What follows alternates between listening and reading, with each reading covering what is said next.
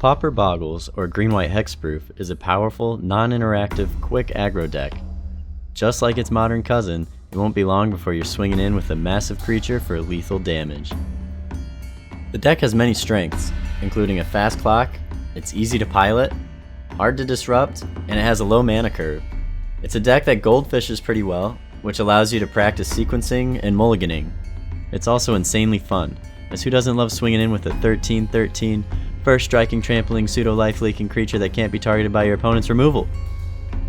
Oh, don't forget, it's cheap because we're playing Pauper. Every deck has its weaknesses, and this one's biggest weakness is its fragileness to narrow hate. Looking at you, board sweepers and edict effects.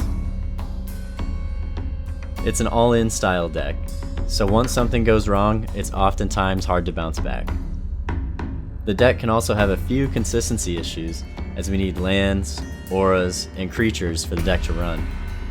Too many of one or not enough of another card type can spell disaster. The deck runs 16 creatures total, the first 8 being playsets of Gladecover Scout and Slippery Boggle as our 1-drops. Play one of these on turn 1 if you can. In the 2-drop slot we have a playset of Silhana Ledgewalker. Having hexproof and evasion is extremely strong. Next we run 4 3-drops, 2 in the form of Aura Gnarlid. While the Gnarlid doesn't have hexproof, its ability will often have this thing entering the battlefield as a 4/4 or more, negating most of Red's removal spells. The built-in evasion on this beast is just icing on the cake. Our last 2 creatures in the deck are a pair of Heliod's Pilgrim.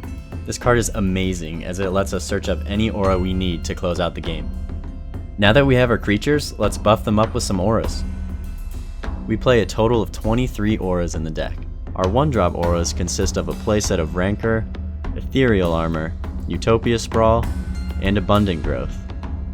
Rancor gives us the power boost and ability to push damage past our opponent's pesky chump blockers. Ethereal Armor is insane by itself, allowing our creature to kill other creatures before they can touch us. I usually play this before Rancor if we think our opponent has a sweeper for the toughness boost. A playset of both Utopia Sprawl and Abundant Growth are here to provide both an added enchantment count, which matters for 7 cards in the deck, and mana fixing, as we need to cast our white spells. And as you'll see later, we run no planes in the deck. Utopia Sprawl provides fixing as well as ramp if we need it.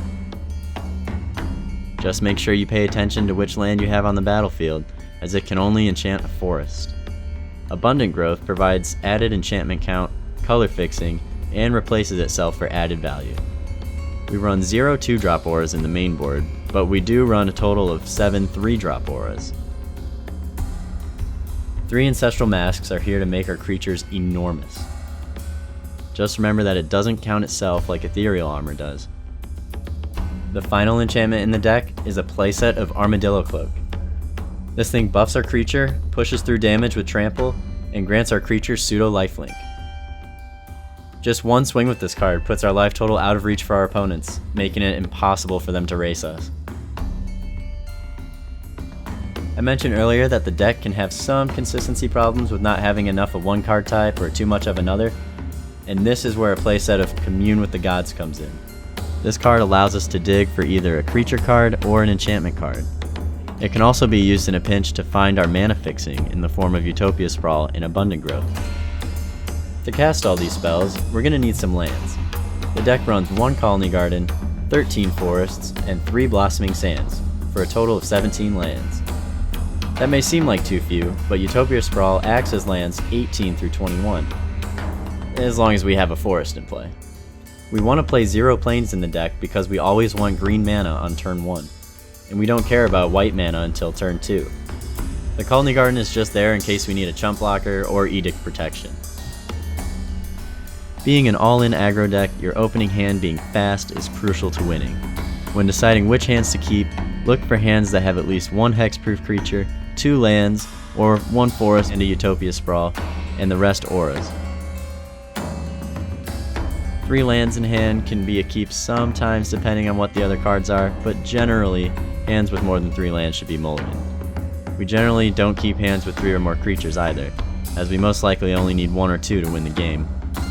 I mentioned at the beginning of this video that the deck is uninteractive, which means that you can practice goldfishing these opening hands and sequencing to enhance your skill with the deck. And speaking of sequencing, you want to make the most of your mana. Being mana efficient helps us end the game faster. Losing speed because you played the wrong spell can spell disaster. Generally, it's better to play a creature as soon as possible, followed by mana fixing auras if you need it, or a toughness boosting aura if you feel they might have a sweeper such as Electrickery, or another creature if you need Edict protection. Sometimes it's better to play a Utopia Sprawl on turn 1 rather than a creature. Here's a sample hand where this is the case. We have a hexproof creature, a forest, a Utopia Sprawl, and a bunch of auras. If we were to play the Scout on turn 1 and not draw a land the next turn, we will have to take a whole turn to cast Utopia Sprawl on our forest to get the mana we need to cast most of our spells in our hand. If we cast Utopia Sprawl on turn 1, we can cast our Scout and Ethereal Armor on turn 2, allowing us to ramp and give us an extra draw step to find another land. For our sideboard, we have one Gut Shot to deal with an unflipped Delver or any chump blocker that might get in our way, one Qasali Pridemage for enchantment, artifact, and Edict Hate, 2 copies of Lifelink to help us stabilize against other aggro decks, 1 Naturalize to take out other artifacts and enchantments, 2 Fists of the Ironwood to push through damage as well as provide Edict protection, as the deck is very weak to Edicts. We also run 2 Prey Upon to take out flyers and blockers, as our creatures are usually much bigger than theirs. 1 Favor of the Overbeing for added evasion and vigilance is also nice. We run 3 Ray of Revelation to take out enchantments. This card is great in the mirror. Our last 2 cards in the sideboard are 2 Dawn Charms. These negate Edict effects and can act as a fog in a pinch. Other cards that could be included based on your metagame are Circle of Protection Red, Gleeful Sabotage, Young Wolf, Tangle, Scattershot Archer, and Llanowar Knight. Hey everyone, if you liked the video, please make sure to share it and subscribe. This is my first video, so if I could also get some feedback in the comments section, that would be great too. If you guys are interested in the deck, I put a link in the description. It'll take you to mtggoldfish.com where you can see the prices for MTGO as well as paper. Also, don't forget to check out the Pauper subreddit r/Pauper for all your Pauper needs. Thanks again.